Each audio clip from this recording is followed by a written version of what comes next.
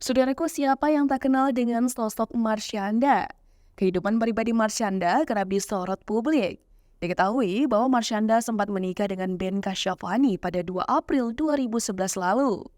Namun, pernikahan mereka kandas pada 2014 meski telah memiliki seorang buah hati. Hak asuh anak Marsyanda ini pun jatuh ke tangan Ben Kasyafani. Sempat gagal membina rumah tangga hingga memiliki gangguan mental, Marsyanda justru mengaku masih betah menjadi single. Dilansir Grid ID dari kanal YouTube Dr. Richard Lee, Mars pada Rabu 10 Januari 2024, Marsyanda rupanya belum siap menjalin hubungan lagi.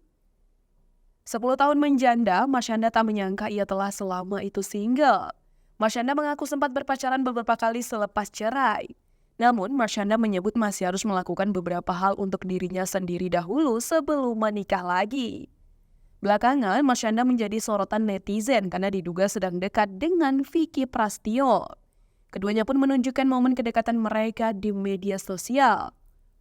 Mengutip dari Grid ID dari akun Instagram @lambe_danu pada Selasa 9 Januari 2024, terlihat momen Vicky Prastio dan Marsyanda membuat konten bersama.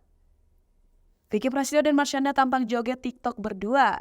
Dalam video lain, tampak pula Marsyanda yang kepedean dengan langsung diberikan air oleh Vicky. Netizen pun segera memperingatkan Marsyanda untuk menjauhi sang gladiator, mengingat rekam jejak Vicky yang dinilai tak baik. Seperti yang diketahui bahwa Vicky Prastio telah menikah beberapa kali dengan sejumlah wanita. Melansir dari tribunmedan.com, Vicky Prastio dirumorkan sudah menikah sebanyak 24 kali.